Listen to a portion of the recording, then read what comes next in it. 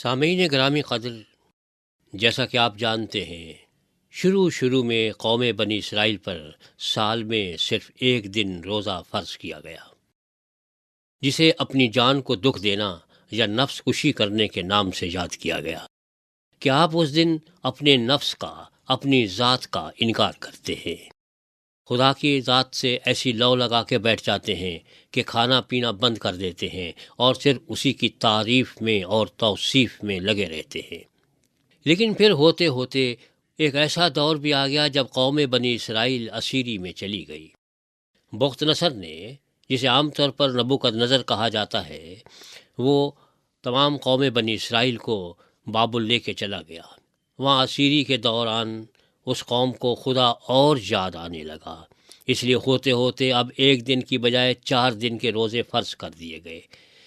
اور یہ ایک تدریجی عمل تھا، کیونکہ اگر شروع میں یہ کہہ دیا جاتا کہ تم 40 دن کے روزے رکھو تو لوگ مر جاتے یا انکار کر دیتے کہ ہم سے روزے نہیں رکھے جاتے۔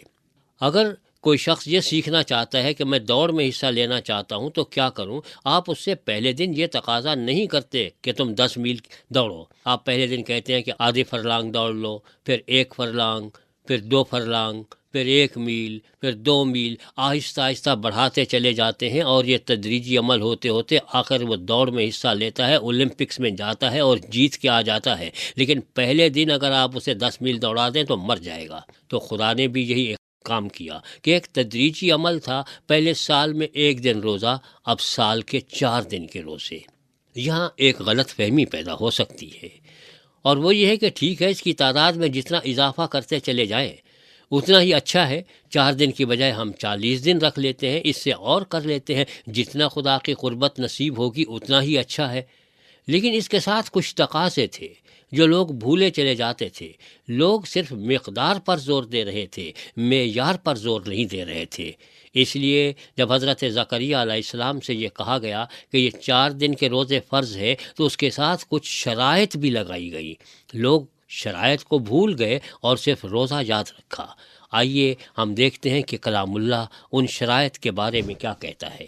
پروردگار عالم نے فرمایا کہ لازم ہے کہ تم ان سب باتوں پر عمل کرو، تم سب اپنے پڑوسیوں سے سچ بولو اور اپنے پھاٹکوں میں راستی سے عدالت کرو تاکہ سلامتی ہو، اور تم میں سے کوئی اپنے بھائی کے خلاف دل میں برا منصوبہ نہ باندھے اور جھوٹی قسم کو عزیز نہ رکھے، کیونکہ میں ان سب باتوں سے نفرت رکھتا ہوں، خداوند فرماتا ہے۔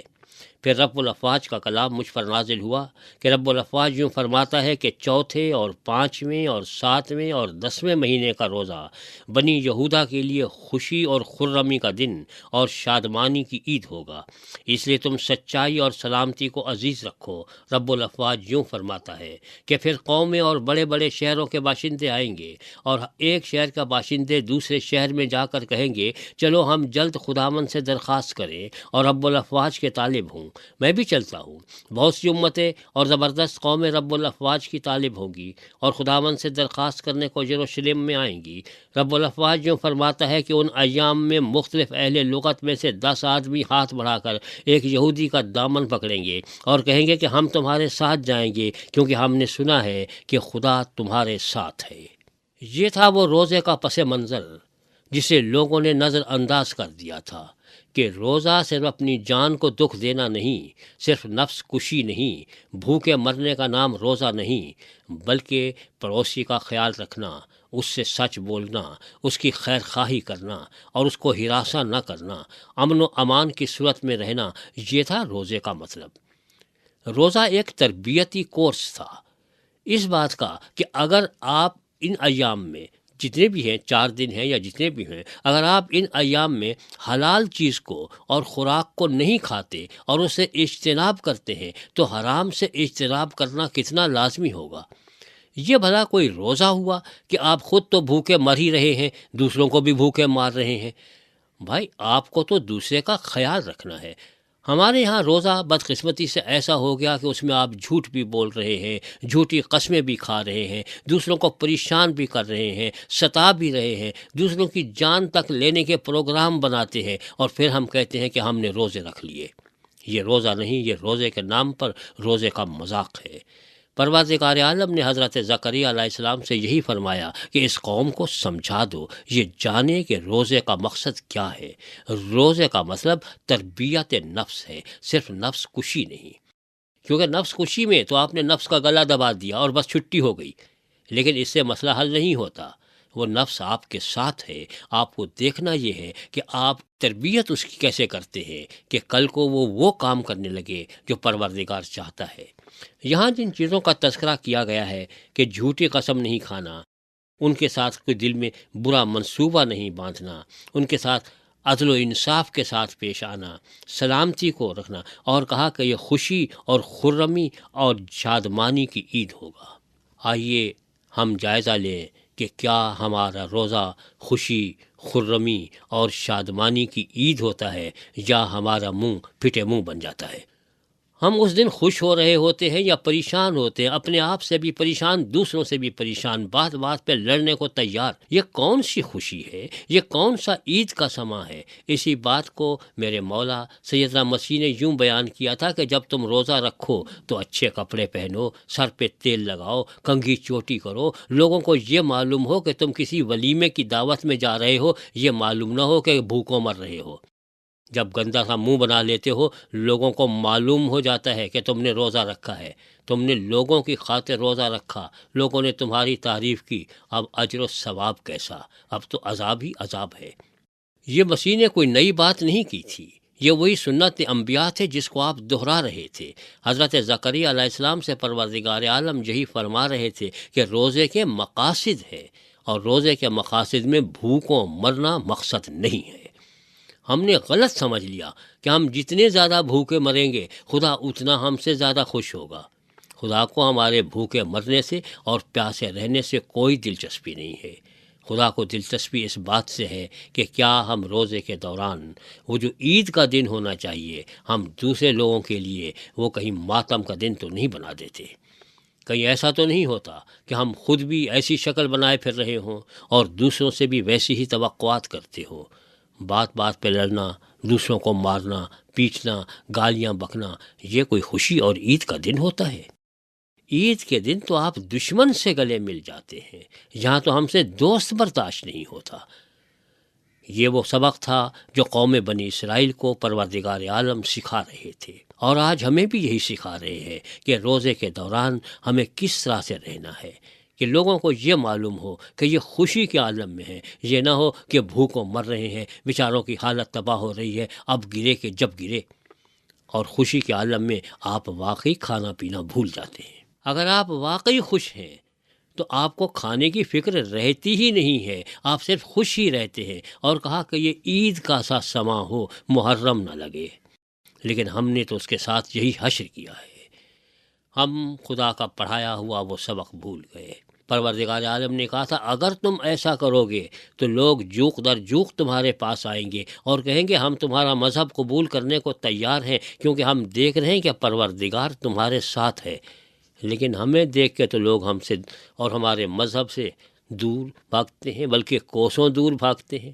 ہونا تو یہ چاہیے تھا کہ ہماری اس دینداری کو دیکھ کے لوگ اور قریب آتے ہیں، لوگ تو ہم سے عبرت حاصل کرتے ہیں کہ خدا کی پناہ یہ روزہ ہے یا عذاب ہے۔ ہمیں روزہ ایسا رکھنا چاہیے تھا کہ لوگ کہتے کہ یہ بھوکے مرنے کے باوجود بھی اتنے خوش و خرم ہیں، کون سا اطمینان قلب انہیں حاصل ہو گیا ہے۔ یہ وہ اطمینان قلب ہے، یہ وہ سکون ہے جو پروردگار کی طرف سے ملتا ہے، بشرطے کہ ہم روزے کو روزے کی حیثیت سے رکھیں، نفس کشی کی حیثیت سے نہیں، بھوکے مرنے کی نیت سے نہیں، پیاسے رہنے کے ارادے سے نہیں، بلکہ یہ سوچ کے کہ پروردگار عالم آپ نے دیا، آپ ہی دیتے ہیں، آج اگر نہیں ملے گا تو مجھے آپ سے کوئی شکایت نہیں ہے، آپ کا دیا سب کچھ ہے، لیکن آپ کی رضا کی خاطر اور آپ کو خوش کرنے کے لیے میں ان تمام چیزوں کو آج تیاگتا ہوں، ان میں کسی چیز کو ہاتھ بھی نہیں لگاؤں گا، کیونکہ مجھے آپ عزیز ہیں۔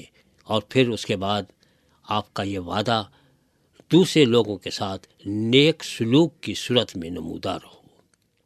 اگر خدا کے تو آپ قریب ہو جائیں، لیکن بندگان خدا سے دور ہو جائیں تو یہ اس بات کا ثبوت ہے کہ آپ خدا کے قریب نہیں ہوئے۔